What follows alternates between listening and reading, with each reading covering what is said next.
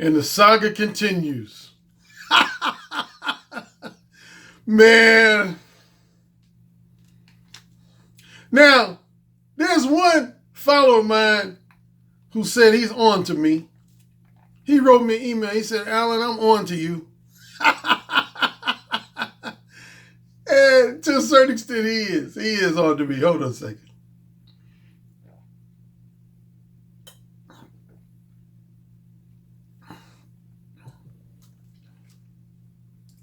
Now, you know, I've been dealing with a lot of, as I love to call them, my haters and harsh critics. Haters and harsh critics.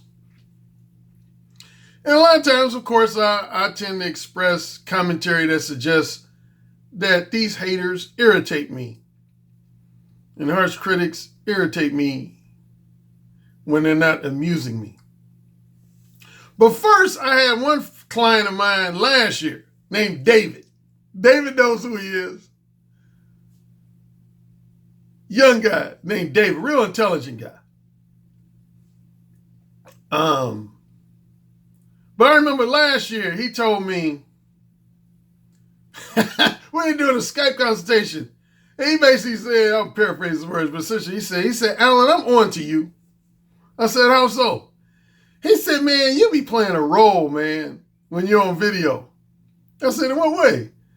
He said, you act like you're irritated by your haters and harsh critics, but he said, I don't believe that. He said, I don't believe you're as thin-skinned as you present yourself to be sometimes on video. He said, number one, in the nature of your work, you couldn't afford to be a truly emotionally sensitive, thin-skinned type guy. That wouldn't do you well. That wouldn't be conducive to your work. He said, I think deep down, you love when some certain haters come after you because if nothing else, number one, it gives you something to talk about. It gives you content. He said, everybody on YouTube is looking for content. And that's true, even in media and entertainment. People in media and entertainment are always looking for content. He said, so if nothing else, he said, it gives you just something else to talk about. It gives you content. He said, I think that's why a lot of these YouTube personalities engage in back and forth beefs and drama and whatnot. Because if nothing else, it gives them something to talk about. It gives them content. And he said, I don't think you're immune from that. I think it gives you a certain measure of content, which is halfway valid. I acknowledge that to David. And then he gave me a second reason. Oh, his second reason, he said, I think your haters fuel your motivation. That one I would say I half agree, half disagree. I half agree, half disagree on that. Anyway, the guy yesterday, I had another follower. He essentially wrote me and essentially expressed the same sentiments as David did a year ago. He said, Alan, I don't believe you're as irritated by many of your haters and harsh critics as you appear to be. He said, I think you like poking fun at your haters and proving them wrong and shutting them up. I think you get enjoyment out of that. And similar to David, he said, I think with most successful people, it's actually their haters and critics that motivate them, that keep them motivated. Again, I would half agree, half disagree. Probably the biggest person who talked about this issue, famous person, would be Michael Jordan. I don't know if anybody saw Michael Jordan's Hall of Fame speech when he got inducted to the Basketball Hall of Fame, but the theme of it was logs in the fire. Ooh. A lot of people didn't like Michael Jordan's speech, mainly because he used profanity in it, and some people said he came across as extremely egotistical. In the words of Tony Maceo, he did some degree of ball rubbing, but that's Michael Jordan, if you know Michael Jordan. But I love this speech, man, particularly as it relates to his thing. He basically said, in a nutshell, he said he's always been known as being super duper ultra competitive. And he used the metaphor for his competitive spirit as a burning fire that's never quenched. He said, I've always had this ongoing burning fire. And he said, different people over the course of my career have added a log to that fire. And he basically went on to talk about people who doubted him, underestimated him, unfairly criticized him, disrespected him. He basically was like, thank you to all you guys. Thank you to all you people who doubted me, underestimated me, unfairly criticized me, disrespected me to one degree or another. He said, because all y'all did was y'all added another log to my competitive burning fire. He said, and that's why I achieved a lot of the things I achieved, because I had that burning. A lot of ultra competitive people, I've heard people use that metaphor, similar metaphors. Tom Brady is fueled by the people who doubt. So one clarification, I would at least make a slight distinction. I would somewhat distinguish between a doubter and an underestimator versus a hater. To me, that's two different things. Wait, let me turn on my. They're similar, but a little bit different. Like my brother sent me a video recently, and the title of it was, "You'll never shut up your haters." And which is true. When it comes to haters, you'll never shut up haters. Haters are going to always find something to hate on you about. I don't care what you do. For example, if you're 75 pounds overweight, they're going to call you fat. If you lose the 75 pounds, they're going to find something else to nitpick on you about. You know? If you broke, they're going to hate on you and call you broke. Once you start making money, they're going to find something else to nitpick on you about. You know, I mean, that's just the nature. Haters, that's what they do. I said that in a video recently. Haters, they hate. That's what they do. It ain't really nothing you can do for the most part to shut up a hater. But you can shut up a doubter or underestimate. People who like doubt and or underestimate your capabilities or your talents or your skill set. Yeah, those type of people, you can't shut up.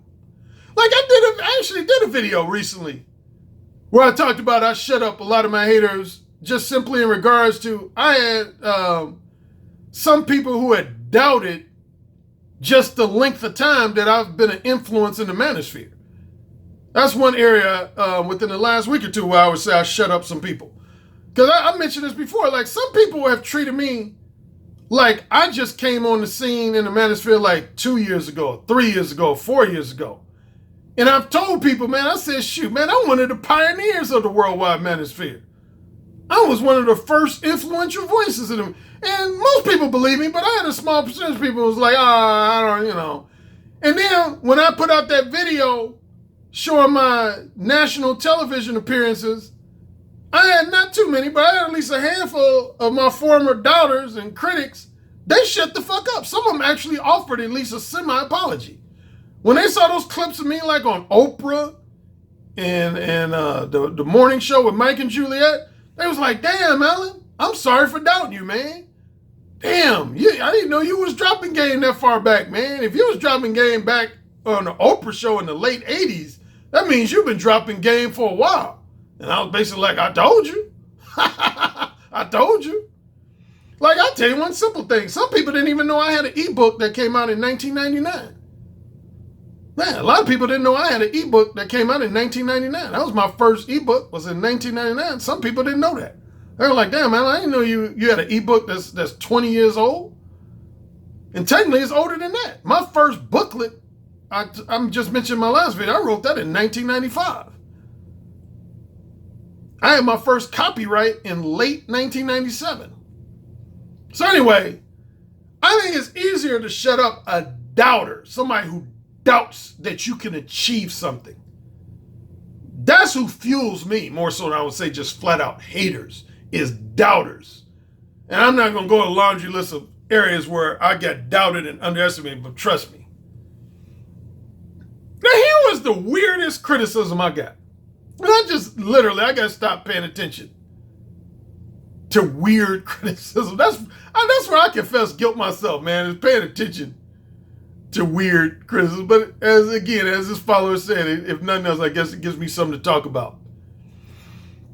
I had a guy write me yesterday. You ain't going to be able to see it in my comment section because I think I deleted it because it was so stupid. But this guy said, Alan, with all due respect, I understand why a lot of guys take jabs at you for being 56 years old. He said, here's your problem, man. And he kept prefacing by saying, I'm not trying to be mean-spirited. I'm not trying to, disrespect you, man. I like a lot of your content. But here's the real deal. He said, the problem a lot of guys have with you, including myself, is that you talk about yourself as if you're a younger man. In other words, you talk about yourself as if you're still the 26-year-old or 36-year-old Alan Roger Currie instead of the 56-year-old Alan Roger Currie. For example, you talk about yourself as if you're still as handsome as you were when you were 26 or 36, and you talk about yourself as if you're still as smooth and seductive with the ladies as you were when you were 26 or 36.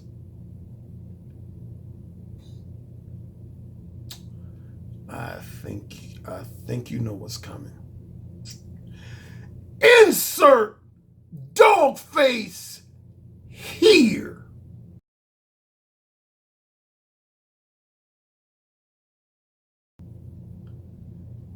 How in the fuck can you talk like you're a younger man? I want somebody to explain that to me like I'm a motherfucking fifth grader. Please explain that to me. What does that even mean in real terms?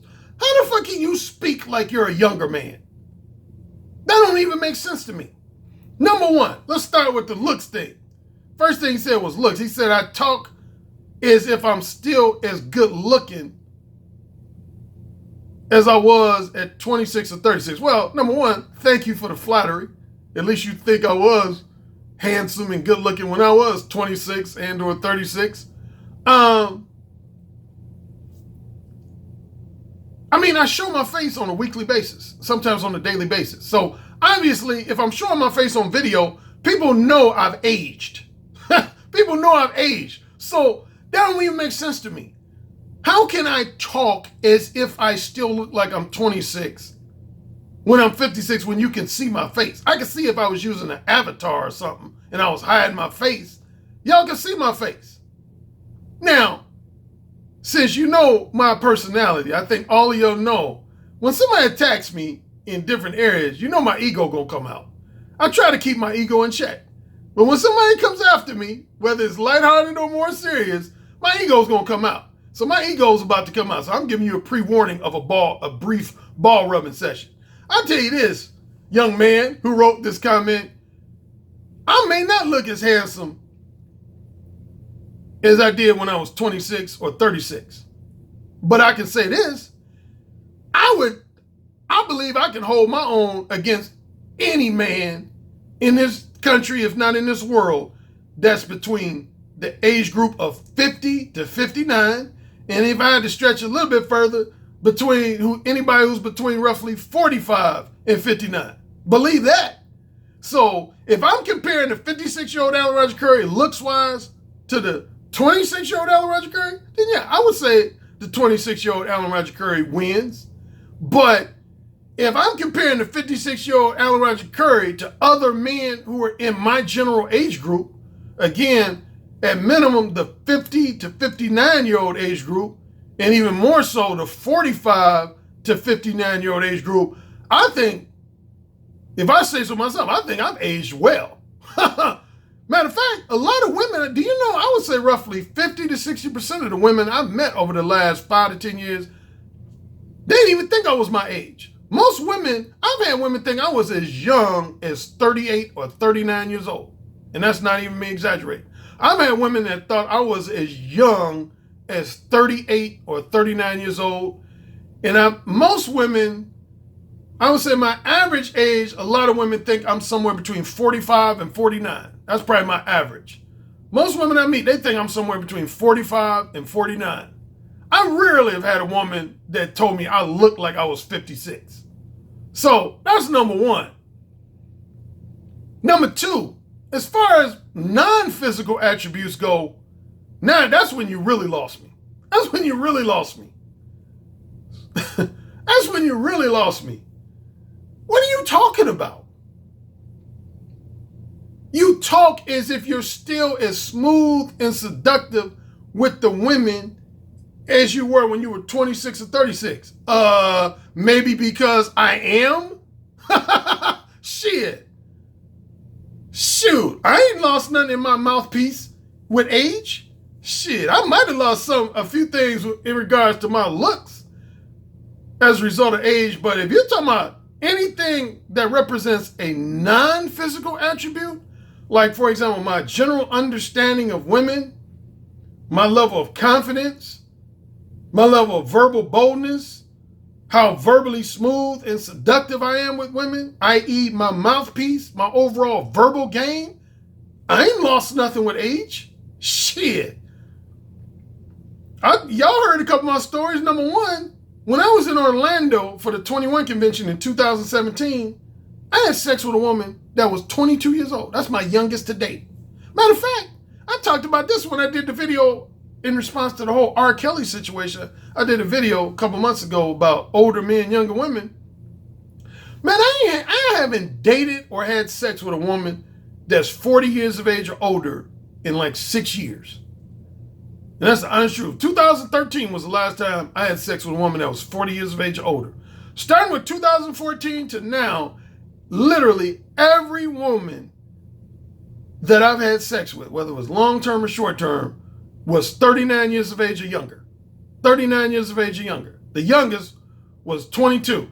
Well, the interesting thing about that story, if you remember, I wasn't even trying to fuck her when I was in Orlando. I actually had first met her coworker who was 41.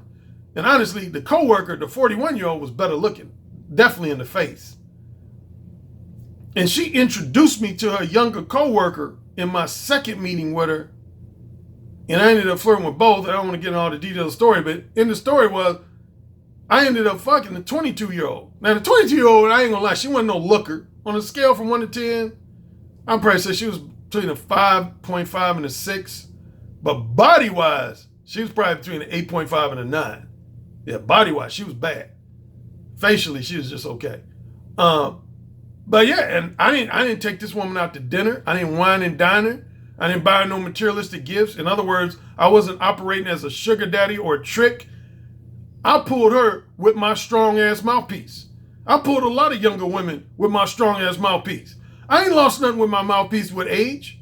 Shit. So for the suggestion that, Alan, you still talk like you could still pull women like you did in your 20s and 30s, I would say for the most part I can.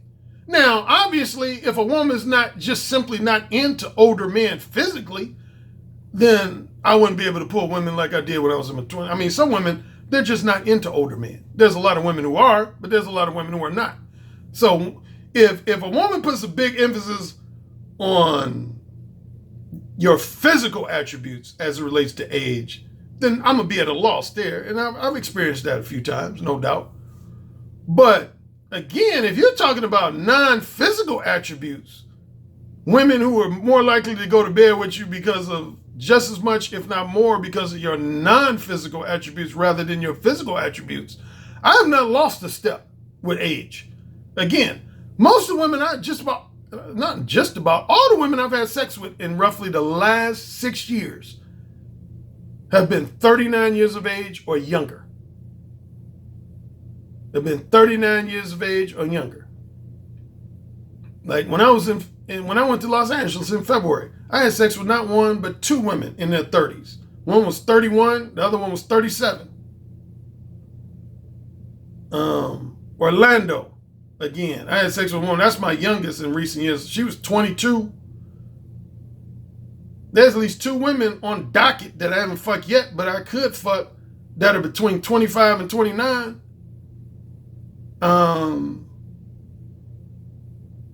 And I could go on. I ain't gonna, tell all my business, but man, so I don't know where this is coming from. Where you talk it. Now here's where this would be valid, and then I'll wrap it up. Here's where this would be valid about you talk like a younger man. If you're talking about something that involves physical prowess, let's use Charles Barkley, who I happen to care for, even though sometimes he runs his mouth too much. But let's say Charles Barkley was on the show NBA on TNT, and he's my age. Actually, yeah, he's almost my exact age. He's 56. Let's say Charles Barkley was on the NBA on TNT show, and he was talking as if he could go out on the court and play with guys, 20 years younger than him, 25 years younger than him, 30 years younger than him. See, that's when you could look at him cross-eyed like, come on, Chuck. You know good and well if you got out on the NBA court with guys who were between the age of 19 and 36, you wouldn't be able to hang. Because that involves physical prowess. Or Mike Tyson. Mike Tyson, one of the best all-time boxers of all time. Same with Evander Holyfield. They both close to my age, if not my exact age.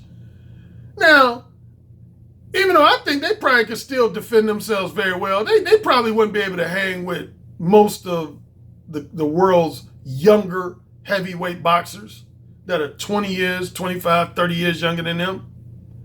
NFL football players. Emmitt Smith is a great NFL football player. Joe Montana. Them guys wouldn't be able to go out on an NFL field and compete with guys that are between 19 and 35, 36 years old. So if you're talking about something that involves heavy duty physical prowess, then that's when that criticism would be valid.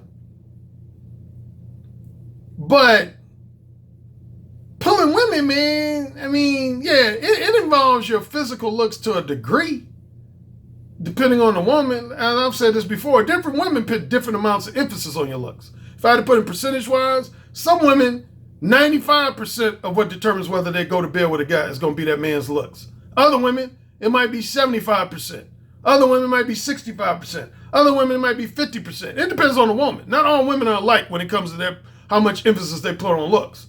I know some women, they put a whole lot of emphasis on a man's looks. And I know other women, looks are always going to be part of the package. Now, I will say that. I've always said that. Your looks are always going to be part of the package. It could be as low as 35% of a woman's emphasis, and it could be as high as 95% of a woman's emphasis. But looks are always going to play a factor to some degree. Looks ain't never going to be a 0% factor, in other words. Looks ain't going to never be a 0% factor. But that said, when it comes to being the quality of my mouthpiece, my overall level of confidence, my masculinity, my sense of alpha male dominance, my quality, caliber, talent for erotic, dirty talk, all those things, I ain't missed a beat over the last 20 to 30 years. I would argue that I'm even better now than I was at 26 or 36. More experience, baby. So anyway, see what I did again? I used what? All this time talking about this. Here's what I'm talking about in the Patreon exclusive portion. I did a couple of consultation sessions recently, and somebody was saying, Alan, you always say I shouldn't care what women think about me, but I do. The reality is I do. Let me ask you this question, Alan. Are there any instances where I should care what women think about me? Are there any instances where I actually should care what women think about me? I will address this in my Patreon exclusive portion.